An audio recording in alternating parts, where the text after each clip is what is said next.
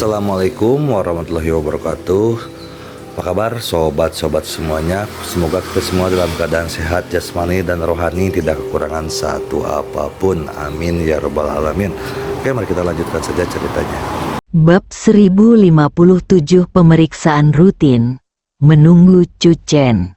Perkataan Liu Ruyan membuat Liu Manman semakin yakin bahwa insiden bunga bermekaran di kota yang menjadi sorotan dunia semalam ada hubungannya dengan bibinya. Liu Ruyan tidak banyak bicara, kembali ke pavilion dan menatap ayahnya. Bibi sedang menunggu Cuchen. Liu Manman berkata, para prajurit yang tidak diketahui asal-usulnya itu mungkin benar-benar datang untuk mencari bibi. Apa yang harus kita lakukan sekarang? Panggil kembali semua murid Istana Baihua untuk berjaga-jaga. Liu Kaihong berkata, juga beritahu Chu Chen tentang situasi di sini. Bahkan jika dia tidak dapat kembali tepat waktu, Anda dapat memobilisasi anggota 2000 untuk pergi ke klinik keluarga Liu tepat waktu. Liu Kaihong tampak serius. Jika benar-benar karena Liu Ruyan bunga-bunga di seluruh kota bermekaran dalam semalam, pendekar yang bisa mendatanginya pasti bukan orang biasa. Saya akan menelepon dan bertanya. Liu Manman tidak menghubungi Chu Chen secara langsung, tetapi bertanya pada Liu Qianqian. Di ujung telepon yang lain, Liu Qianqian segera berkata, berapa lama waktu yang kita perlukan untuk kembali? Kakakku berkata bahwa para pejuang misterius yang muncul di Yangcheng hari ini berjarak kurang dari 10 km dari klinik keluarga Liu. Pada saat mencapai mulut Liu Qianqian, 20 km berkurang setengahnya. Dia ingin menciptakan rasa urgensi bagi Chu Chen. Chu Chen menatap jimat formasi Kimen Wuxi yang telah terbentuk di tangannya dan tersenyum. Baiklah, kita akan berangkat kembali dalam 10 menit. Setelah Liu Qianqian menutup telepon, dia menatap jimat di tangan Chu Chen dengan rasa ingin tahu. Setelah jimat itu dibuat, Chu Chen mulai menjahit dan memperbaikinya. Ia sudah mengenal prosesnya dan segera membuat sebuah sachet yang sangat indah. Masukkan jimat ke dalam kantung dan jahit. Liu Qianqian tercengang. Setelah semua keributan ini, ternyata mereka membuat sachet. Liu Qianqian menatap bungkusan di tangan Chu Chen dan tak dapat menahan diri untuk menatap Chu Chen lagi. Apakah Chu Chen sedang mempersiapkan hadiah untuk bibinya? Baiklah, ayo kembali. Chu Chen memegang bungkusan itu di tangannya. Liu Qianqian menatapnya tanpa suara lagi, tidak mengatakan apa-apa. Panjat tembok dan kembali ke klinik keluarga Liu. Baru saat itulah Chu Chen punya waktu untuk memeriksa pesan di teleponnya. Xiao Yuer dan Tao Jie keduanya mengiriminya pesan, menanyakan situasi dan memberitahu Chu Chen tentang kejadian di Yangcheng. Chu Chen langsung menelepon Xiao Yuer dan berkata, beritahu semua orang untuk berpatroli di area dalam radius 10 km dari klinik keluarga Liu. Atas nama inspeksi resmi, periksa kartu identitas dan cara lain untuk menghentikan orang-orang yang tidak diketahui asal-usulnya dan hentikan semua tindakan mereka sebisa mungkin. Waktu tunda, Chu Chen tidak tahu metode apa yang digunakan orang-orang itu, tetapi mereka memang semakin dekat ke klinik keluarga Liu. Dia ingin mengirimkan jimat itu kembali secepat mungkin. Gadis racun kecil, percepat langkahmu. Mobil itu melesat pergi. Yangcheng, klinik keluarga Liu, di dalam pavilion. Bendera-bendera kecil yang ditaruh di atas meja batu itu sangat mempersempit wilayah yang dikepungnya. Mereka berjarak kurang dari 15 km dari klinik keluarga Liu. Jelas terlihat sedikit kekhawatiran di mata Liu Kaihong. Dibutuhkan sekitar 10 menit, kecepatan mereka menutup area itu tiba-tiba meningkat. Liu Manman berkata dengan cemas, "Sekarang mereka kurang dari 10 km jauhnya dari kita." Liu Kaihong menarik napas dalam-dalam sambil memegang teleponnya. Pihak berwenang telah mengambil tindakan. Anggota kelompok 2000 muncul di sekitar satu demi satu. Selain itu, pihak berwenang tidak hanya memeriksa beberapa tempat hiburan di daerah sekitar atas nama inspeksi mendadak, tetapi juga melakukan investigasi skala besar terhadap para pejalan kaki. Hampir setiap pejalan kaki telah diperiksa. Tampaknya ini adalah tindakan Chu Chen. Dia ingin menunda waktu sebanyak mungkin dan menunggunya kembali. Liu Manman melirik ke arah kamar bibinya. Dia tidak tahu mengapa bibinya menunggu Chu Chen atau apa tujuan khususnya. Jalan lingkar sangat padat. Meski hari sudah malam, masih banyak orang berbondong-bondong datang ke Guangzhou untuk melihat pemandangan megah bunga-bunga bermekaran di seluruh kota. Amarah Liu Manman di jalan mulai meledak lagi. Chu Chen melihat situasi di luar dan tiba-tiba berkata, "Biarkan aku turun dari mobil dulu." Beberapa prajurit yang tidak diketahui asal-usulnya telah muncul dalam jarak 5 km dari klinik keluarga Liu. Chu Chen melirik ponselnya, mendorong pintu dan keluar dari mobil, lalu berlari menuju ke arah klinik keluarga Liu. Di sebuah gang 5 km dari klinik keluarga Liu, angin dingin bertiup, meniup kelopak bunga. Biksu bertelanjang kaki memegang 5 kelopak di tangannya. Kelima kelopak bunga ini dipetik dari berbagai arah dan posisi. Pada saat ini, jiwa biksu bertelanjang kaki itu menembus ke dalam kelopak bunga dan merasakannya dengan tenang. Setelah beberapa saat, biksu bertelanjang kaki itu membuang 4 kelopak bunga, melihat ke arah kelopak terakhir, dan terus berjalan ke arah itu.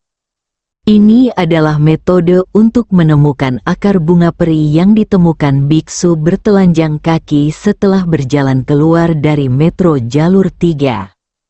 Semakin dekat dengan akar bunga abadi, semakin cerah bunga itu mekar dan semakin kuat vitalitas yang dikandungnya. Biksu bertelanjang kaki itu berkata pada dirinya sendiri, "Namun, jika kamu tidak memperhatikan dengan saksama, tidak mudah untuk menemukannya." Selain biksu bertelanjang kaki, banyak prajurit juga secara bertahap menemukan metode ini. Walaupun mereka tidak saling mengenal, tetapi karena mempunyai tujuan yang sama, yaitu mencari akar bunga peri, mereka membentuk pengepungan yang sama sekali tidak ada habisnya. Dan semuanya bergerak ke arah yang sama. Bunga-bunga di daerah ini sedang mekar. Aku harus mendekati akar bunga peri. Ada kilatan panas di mata biarawan bertelanjang kaki itu. Dia belum pernah melihat akar spiritual bunga peri, dan tidak tahu seperti apa bentuknya. Namun dari informasi yang relevan, dia sangat menyadari pentingnya hal itu. Selama aku bisa mendapatkan akar spiritual bunga abadi, aku akan menjadi prajurit pertama yang memasuki alam kesengsaraan di tanah tempat energi spiritual dihidupkan kembali dalam 2000 tahun ke depan. Dari transformasi ilahi menjadi kekuatan ilahi, dan antara kekuatan ilahi dan keadaan melampaui kesengsaraan, keadaan tubuh emas ditambahkan karena kemunculan Kaisar Qin. Bagi orang-orang yang pernah mengalami dunia seni bela diri kuno yang makmur 2000 tahun lalu, perubahan magis, kekuatan supranatural, dan bahkan alam tubuh emas tidak akan menimbulkan banyak gelombang di hati mereka. Memasuki tahap mengatasi kesengsaraan adalah jalan nyata untuk menentang kehendak surga. Lagi pula, hanya ketika Anda mencapai tingkat ini Anda akan menghadapi kecemburuan para dewa dan dihukum. Dengan kata lain, mulai saat ini, Anda akan disambar petir. Biksu bertelanjang kaki itu tidak sabar dan mempercepat langkahnya. Dia juga tahu bahwa ada yang lain. Dia harus menemukan akar bunga peri sebelum orang lain. Biksu bertelanjang kaki itu melangkah maju. Tepat saat dia keluar dari gang, lampu polisi menyala di depannya. Pemeriksaan rutin, wajah muda, itu adalah Chu Xiaoyu. Xiaoyu menatap biksu bertelanjang kaki itu dan berkata, "Kartu identitas, keluarkan." Biksu bertelanjang kaki itu memandang pertempuran di depannya. Dia telah terjaga selama beberapa waktu dan secara bertahap menjadi akrab dengan dunia 2000 tahun kemudian. Dia segera mengeluarkan kartu identitas dari sakunya. Chu Xiaoyu mengambil kartu identitas dan melihatnya. Sang Xia Jiu dari Jiangcheng. Kartu identitas telah diuji dan asli. Sang Xia Jiu, tahukah kamu bahwa berjalan di jalan tanpa sepatu akan memengaruhi penampilan kota? Chu Xiaoyu berkata, "Bagaimana kalau begini? Aku akan mengatur seseorang untuk membelikanmu sepasang sepatu. Kamu tunggu di sini." Biksu bertelanjang kaki itu mengerutkan kening. Tepat saat dia hendak berbicara, Chu Xiaoyu melambaikan tangannya dengan tegas. "Sama-sama, melayani rakyat adalah tugasku." Biksu bertelanjang kaki itu menundukkan kepalanya, dan sekilas niat membunuh terpancar di kedalaman matanya. Dia tidak akan membiarkan siapapun menghentikannya memperoleh akar bunga abadi. Bab 1058, di dalam dan di luar tembok, tidak perlu. Biksu bertelanjang kaki itu menundukkan kepalanya dan berkata, "Saya suka tidak memakai sepatu. Saya tidak terbiasa memakai sepatu." Itu tidak akan berhasil. Kita berada di kota besar. Jika semua orang seperti Anda, berbicara tanpa alas kaki, semuanya akan kacau. Chu Xiaoyu menasihati dengan sungguh-sungguh. Juga, seperti kata pepatah, hari ini bertelanjang kaki, besok telanjang. Jika sudah seperti itu, akan lebih tidak bermoral lagi. Wajah biksu bertelanjang kaki itu berkedut. Dia belum pernah melihat orang yang banyak bicara seperti itu. Dengan tangan terkepal ringan, biksu bertelanjang kaki itu ingin membunuh seseorang. Ledakan, tiba-tiba terdengar suara bergetar tak jauh dari sana. Chu Xiaoyu tiba-tiba mengangkat kepalanya dan melirik ke arah itu. "Tidak bagus, pergi dan berikan dukungan." Ketika Chu Xiaoyu berbalik, pupil matanya tiba-tiba menyusut. Biksu bertelanjang kaki itu telah menghilang. "Segera laporkan situasi ini kepada saudara Chen." Yang tidak diketahui Chu Xiaoyu adalah, jika tidak ada suara keras di kejauhan, dia mungkin sedang menuju gerbang neraka. Chu Xiaoyu segera menyadari bahwa suara keras itu disebabkan oleh petugas yang sedang melakukan pemeriksaan rutin. Tiba-tiba sebuah mobil melayang dan mendarat di tengah jalan sehingga menimbulkan kekacauan di tempat kejadian. Klinik keluarga Liu, prajurit terdekat hanya berjarak beberapa ratus meter dari klinik keluarga Liu. Liu Manman sangat cemas. "Chu Chen, apakah masih terlambat untuk kembali?" Di dalam kamar, Liu Ruyan duduk di tempat tidur, melihat ke arah pintu. Dia juga merasakan bahaya mendekat sedikit demi sedikit. Orang-orang di luar datang ke arahnya. Chu Chen, bahkan jika kamu datang sekarang, apakah kamu masih punya waktu untuk menyiapkan formasi? Liu Ruyan berbisik dengan bibir merahnya. Memikirkan formasi Chu Chen, wajahnya memerah lagi. Di luar pavilion, suara terkejut Liu Manman terdengar. Chu Chen, kamu akhirnya di sini. Liu Ruyan langsung bersemangat. Kakak Liu, suara Chu Chen datang dari luar pintu. Datang, suara Liu Ruyan sedikit bergetar, dan segala macam emosi menyebar dalam benaknya. Chu Chen mendorong pintu hingga terbuka dan berkata, "Aku tidak tahu metode apa yang digunakan para prajurit dari semua pihak, tetapi mereka perlahan-lahan mendekati klinik keluarga Liu. Namun, mereka ditakdirkan untuk pulang dengan tangan kosong." Chu Chen berjalan mendekat sambil tersenyum. "Saudari Liu, formasi Kimen Wuxi, saya siap." Wajah oval Liu Ruyan lembut dan menawan, dan suaranya merendahkan. "Kalau begitu, mari kita mulai." Chu Chen baru saja mengeluarkan kantung itu dan tertegun saat mendengar ini. Awal, melihat ekspresi Liu Ruyan, Chu Chen menyadari sesuatu, terbatuk 2 kali, dan berkata, "Saudari Liu, kamu tidak berpikir bahwa aku ingin membentuk formasi langsung di tubuh saudari Liu, kan?" Liu Ruyan membuka matanya lebar-lebar. Keduanya saling memandang. Telinga Liu Ruyan memerah. Chu Chen tertegun sejenak, tidak berani berpikir terlalu banyak, dan dengan cepat menyerahkan kantung itu. "Saya memadukan formasi Kimen Wuxi ke dalam jimat, dan akhirnya berhasil setelah banyak percobaan. Di dalam kantung itu terdapat jimat. Jika Anda membawanya, secara alami jimat itu akan menutupi aroma tubuh Anda." Selagi berbicara, Chu Chen tanpa sadar menghirup dalam-dalam aroma harum yang memenuhi udara. Wewangian ini terlalu memabukkan, dan jika ditutupi, maka tidak akan mungkin lagi menciumnya.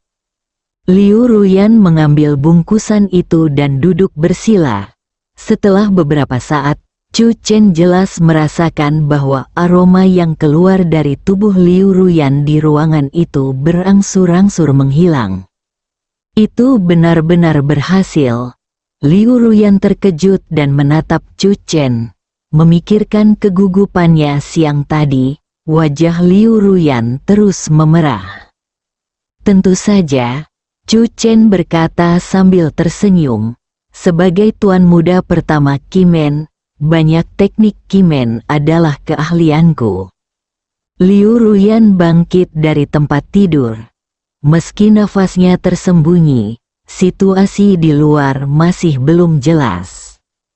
Dorong pintu hingga terbuka dan berjalan keluar. Liu Ruyan dan Chu Chen berjalan keluar dari pavilion bersama. Liu Kaihong tertegun sejenak dan mendesah diam-diam.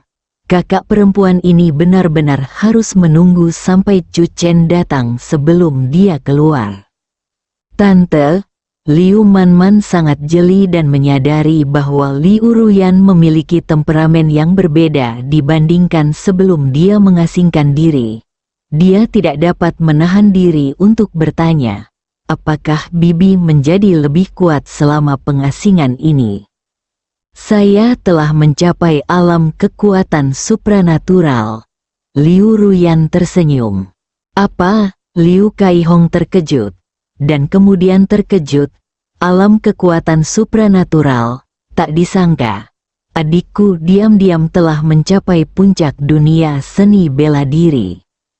Tahukah kamu, sebelum ini, hanya Tao Hua, si pembunuh yang dikabarkan telah berhasil menembus alam supernatural, dan bahkan pahlawan Tiongkok Chu di depannya pun belum berhasil menembusnya."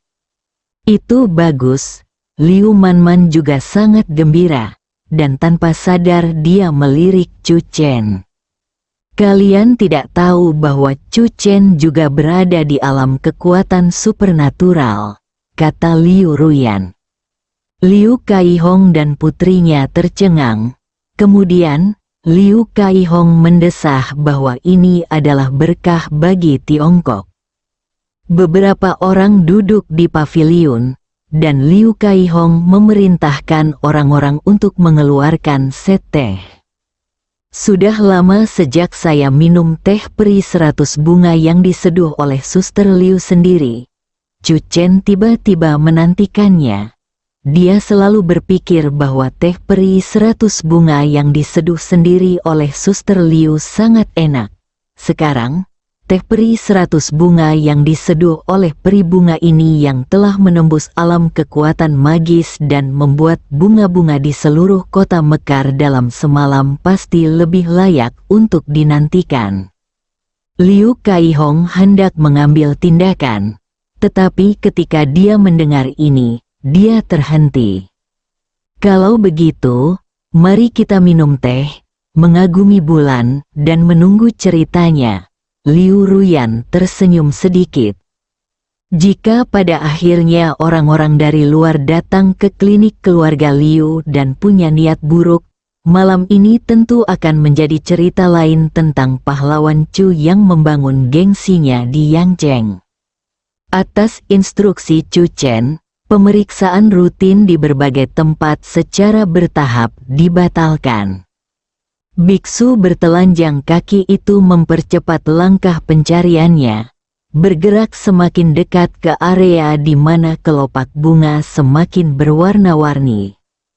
Tiba-tiba biksu bertelanjang kaki itu mengangkat kepalanya dan melihat dua orang berjalan ke arahnya dari kegelapan. Dia menyipitkan matanya sedikit dan berkata, "Aku tidak menyangka si kembar Heshan juga ada di sini." Biksu tua, apakah kau pikir hanya kau yang bisa menemukan akar bunga abadi? Salah satu dari mereka mencibir, bukan hanya kami juga melihat Ludaxian di siang hari. Orang lain melirik ke kejauhan dan berkata, itu di sini, seperti yang kukatakan. Orang lain berjalan keluar dari kegelapan, memegang kipas lipat dan tampak sangat anggun. Lambat laun, lebih dari 10 orang menemukan tempat ini. Mereka berada tepat di samping tembok halaman belakang klinik keluarga Liu, terpisah dari Chu Chen dan orang lain yang tengah minum teh dan mengagumi bulan di dekat tembok. Aroma teh Baihuaxian memenuhi langit malam. Chu Chen menyesapnya dan memujinya berulang kali. Pada saat yang sama, dia melirik ke arah dinding dengan senyum tipis di wajahnya. Di luar tembok, lebih dari selusin orang datang dari berbagai arah. Ada banyak teman lama dari 2000 tahun yang lalu. Meskipun semua orang telah berganti kulit, mereka semua berkumpul bersama malam ini. Kipas lipat Ludaxian berkata sambil tersenyum, waktu telah berlalu 2000 tahun, ini adalah pertemuan yang luar biasa. Tuan Lu, kami terlalu malas untuk mendengarkan pidato panjangmu. Malam ini, akar bunga peri mungkin sudah dekat. Siapapun yang bisa mendapatkannya bergantung pada kemampuannya sendiri. Bersambung.